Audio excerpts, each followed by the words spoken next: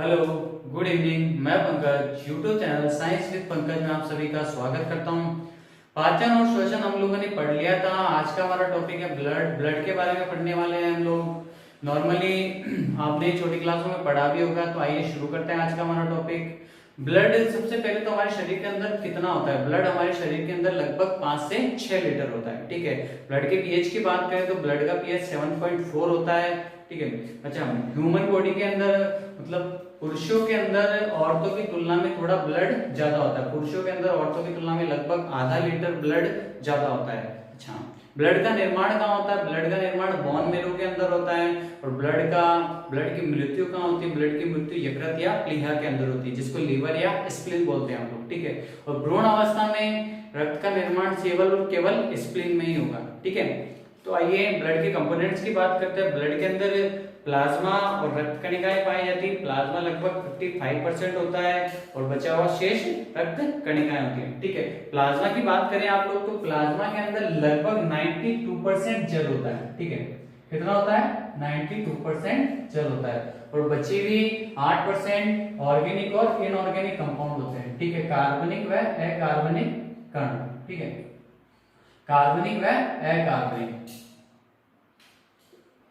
अच्छा, इसके कार्य की बात करें तो ये क्या करता है कि हार्मोनों को जो हमारे ब्लड के अंदर होते हैं उनको बॉडी के हार्मोनों को अंगों तक पहुंचाने का काम करता है। अच्छा, पहुंचे हुए भोजन और हार्मोन दोनों का समन्वय ये करता है। ठीक है। इसका ये कार्य है कि बचे हुए भोजन का पाचन हमने वहां पढ़ा था। पाचन तंत्र के अंदर जो बचा हुआ भोजन है उनसे अवशोषण और हार्मोनों को ये अंगों तक पहुंचाता है। ठीक है। अच्छा, इसमें से हम लोग फाइब्रिनोजन नामक पदार्थ निकाल लें। प्लाज्मा में से अगर हम लोग फाइब्रिनोजन नामक पदार्थ निकाल लें तो हमारे पास सीरम बचता है। ठीक है। अब आप लोग कहोगे कि फाइब्रिनोजन क्या है? फाइब्रिनोजन रक्त का थक्का जमाने का काम करता है। ठीक है। फाइब्रिनोजन जैसे आपको कहीं चोट लगी, मान लीजिए आपकी उंगली पर कहीं पर चोट लग गई है, तो फाइब्रिनोजन क्या करेगा? यहाँ पर सबसे पहले यहाँ आ जाएगा और रक्त का थक्का जमाने का काम करेगा। ठीक है। ताकि आपका ब्लड बहुत ही जितना हो सके कम निकले। ठीक है। फाइब्रिनोजन ये काम करता है। फिर आते हैं रक्त कणिकाओं की। और रक्त कणिकाएं क्या कार्य करती है? रक्त कणिकाएं 3 प्रकार की होती हैं, आरबीसी, डब्ल्यूबीसी और प्लेटलेट। सबसे पहले आरबीसी का सबसे पहले इसको इरिथ्रोसाइट्स भी बोलते हैं। इरिथ्रोसाइट्स, आरबीसी को इरिथ्रोसाइट भी बोलते हैं। अच्छा, आरबीसी के जीवन काल की बात करें तो आरबीसी का जीवन काल लगभग 20 से 120 दिन होता है। 20 से 120 दिन इसका जीवन काल होता है। और इसके कार्य की बात करें तो ये गैसों का परिवहन व विनिमय करता है। जो गैसों का परिवहन और विनिमय होता है वो आरबीसी के माध्यम से होता है। अच्छा, सोते वक्त हमारी आरबीसी जो है वो 5% थोड़ा कम हो जाती है। सोते समय हमारी आरबीसी 5% थोड़ा कम हो जाती है। और जब हम लोग ऊंचाई पर चढ़ते हैं, ज्यादा ऊंचाई पर लगभग जैसे 4000 से 4500 मीटर की ऊंचाई तक हम लोग जाते हैं तो हमारी आरबीसी लगभग 30% बढ़ जाती है। आरबीसी का निर्माण भी बोन मैरो में होता है और मृत्यु यकृत और प्लीहा के अंदर ही होती है। ठीक है। इसका कार्य हो गया है, इसके दूसरा नाम हो चुका है। अच्छा, इसके होने वाले रोग की बात करते हैं। आरबीसी की कमी से हम लोगों को एनीमिया और जॉन्डिस रोग होता है। एनीमिया, सिकल सेल एनीमिया आपने पढ़ा सुना भी होगा। सिकल सेल एनीमिया रक्त की कमी से, रक्त के कणों की आरबीसी की कमी से सिकल सेल एनीमिया रोग होता है हम लोगों को। ठीक है। आगे बढ़ते हैं हम लोग। श्वेत रक्त कणिका जिसको आप लोग बोलते हैं डब्ल्यूबीसी, इसको ल्यूकोसाइट भी बोला जाता है। ल्यूकोसाइट। इसके जीवन काल की बात करें तो इसका जीवन काल लगभग 8 से 10 दिन होता है। श्वेत रक्त कणिकाओं का जीवन काल 8 से 10 दिन होता है। इसका निर्माण बोन मैरो ब्लड में होता है और इसकी मृत्यु भी वही होती है, ब्लड के अंदर ही। ठीक है। अच्छा, इसके कार्य की बात करें तो शरीर की रोगाणुओं से रक्षा करता है। शरीर को बाहरी जो रोगाणु आते हैं शरीर के अंदर उनको रोकने का कार्य ये करता है, इसको हम शरीर का बॉडीगार्ड भी बोलते हैं। ठीक है। शरीर का बॉडीगार्ड कहलाता है, जो शरीर से बाहरी रोगाणु अटैक करते हैं उनको रोकने का कार्य करता है। ठीक है। अच्छा, इसके प्रकार की बात करते हैं। इसके 2 प्रकार होते हैं, मोनोसाइट और लिम्फोसाइट। ग्रेनुलोकाइट्स और एग्रेनुलोकाइट्स। ठीक है। ग्रेनुलोकाइट्स और एग्रेनुलोकाइट्स। ठीक है। एग्रेनुलोकाइट। ग्रेनुलोकाइट्स की बात करें तो ग्रेनुलोकाइट्स के 2 होते हैं, अंदर 2 प्रकार होते हैं फिर से। अच्छा, ग्रेनुलोकाइट्स और एग्रेनुलोकाइट्स क्या होते हैं वो मैं बता दूं आपको। जिसके प्रोटोप्लाज्म में कणिकाएं नहीं पाई जाती वो ग्रेनुलोकाइट है। जिसके प्रोटोप्लाज्म में कणिकाएं या दाने नहीं पाए जाते, कण नहीं पाए जाते, वो ग्रेनुलोकाइट्स, और जिसके प्रोटोप्लाज्म में दाने पाए जाते हैं वो एग्रेनुलोकाइट्स कहलाता है। ठीक है। अच्छा, ग्रेनुलोकाइट्स दो टाइप्स के होते हैं, मोनोसाइट और लिम्फोसाइट। ठीक है, मोनोसाइट और लिम्फोसाइट। मोनोसाइट्स की बात करें तो लगभग 8 से 10% होता है, ये 8 से 10% होता है ग्रेनुलोकाइट्स के अंदर। ठीक है, और लिम्फोसाइट्स आगे जाकर के दो प्रकार की फिर से हो जाती है, बी लिम्फोसाइट और टी लिम्फोसाइट। ठीक है, बी लिम्फोसाइट क्या कार्य करती है? बी लिम्फोसाइट हमारे इम्यून सिस्टम को बनाने का कार्य करती है, शरीर की इम्यूनिटी को बनाने का कार्य, उसको बढ़ाने का कार्य सब कुछ बी लिम्फोसाइट करता है। ठीक है। अच्छा, टी लिम्फोसाइट क्या करती है? टी लिम्फोसाइट हमारी कैंसर सेल को मारने का काम करती है। शरीर के अंदर कैंसर हो जाता है तो उस सेल को, उस कोशिकाओं को मारने का कार्य ये करेगी। ठीक है, और एचआईवी सेल को भी मारने का काम करती है। बी लिम्फोसाइट इम्यूनिटी का काम करती है, टी लिम्फोसाइट कैंसर और एचआईवी सेल्स को मारने का काम करती है। इसका कार्य हो चुका है, और इसकी कमी से होने वाले रोग मैं बता देता हूं। इसकी कमी से आपको एचआईवी और कैंसर रोग हो सकता है। ठीक है।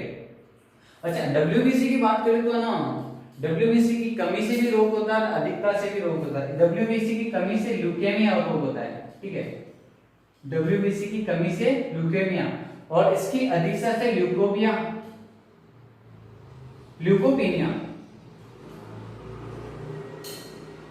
डब्ल्यूबीसी की कमी से ल्यूकेमिया, डब्ल्यूबीसी की अधिकता से ल्यूकोपेनिया रोग होता है। ठीक है, तो ना तो ज्यादा कम होनी चाहिए डब्ल्यूबीसी, ना ही ज्यादा होनी चाहिए, मतलब बराबर होनी चाहिए। ठीक है। अच्छा, आरबीसी और डब्ल्यूबीसी के दोनों के अनुपात की बात करें तो जैसे आरबीसी अनुपात डब्ल्यूबीसी, आरबीसी और डब्ल्यूबीसी के अनुपात की बात करें तो आरबीसी ज्यादा होती है डब्ल्यूबीसी की तुलना में। रक्त के एक कण की बात करें हम लोग, रक्त के एक कण के अंदर अगर डब्ल्यूबीसी 1 होती है तो आरबीसी लगभग 600 होती है। ठीक है, आरबीसी ज्यादा होती है डब्ल्यूबीसी की तुलना में। ठीक है, आगे बढ़ते हैं प्लेटलेट्स की ओर। प्लेटलेट्स को थ्रोम्बोसाइट्स भी बोलते हैं। ठीक है, थ्रोम्बोसाइट। इसके जीवन काल की बात करें तो इसका जीवन काल भी लगभग 5 से 7 दिन होता है, ज्यादा नहीं होता है, और इसका मुख्य कार्य रक्तस्राव रोकने में मदद करना होता है। ठीक है, शरीर के अंदर जो बॉडी के अंदर कभी चोट लग जाती है तो उनको रोकने का कार्य यही करता है। ठीक है। अच्छा, इसकी कमी से होने वाले रोग चिकनगुनिया, डेंगू, ये इसकी कमी से होने वाले रोग हैं। चिकनगुनिया और डेंगू के अंदर क्या होता है कि भाई हमारे प्लेटलेट्स की संख्या कम हो जाती है। प्लेटलेट्स नॉर्मली हमारे शरीर के अंदर 3 से 4 लाख रहती है। ठीक है, 3 से 4 लाख, लेकिन जैसे ये डेंगू और ज्वर हो जाते हैं तो इसकी वजह से थोड़ा कम हो जाती है, इनकी वजह से लगभग 1 लाख तक पहुंच जाती है। ठीक है, इसलिए इनके अंदर इनकी संख्या कम हो जाती है और प्लेटलेट्स रोग हो जाता है। ठीक है। अच्छा, इनकी बात करें तो सबसे ज्यादा क्या होता है ब्लड के अंदर? रक्त, ब्लड के अंदर होते तो सारे कंपोनेंट, लेकिन आरबीसी थोड़ा ज्यादा मात्रा में होता है। ठीक है, आरबीसी थोड़ा ज्यादा होता है, उससे ज्यादा फिर होता है प्लेटलेट्स, और सबसे कम होता है डब्ल्यूबीसी आपका। ठीक है, सबसे ज्यादा होता है आरबीसी, उससे कम थोड़ा प्लेटलेट्स, और सबसे कम डब्ल्यूबीसी।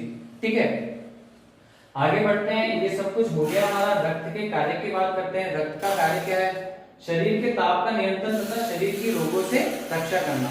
ठीक है, दूसरा कार्य होता है शरीर के वातावरण को स्थायी बनाए रखना तथा शरीर के घाव को बढ़ना। शरीर के वातावरण को स्थायी बनाए रखता है और घाव को बढ़ने का काम करता है। घाव को बढ़ने का काम हमने यहाँ पे पढ़ा था, देखिए प्लेटलेट्स के अंदर, जो रक्तस्राव रोकने और घाव को बढ़ने का काम करता है। ठीक है, O2 CO2 पचा हुआ भोजन में हार्मोन का संवहन करना।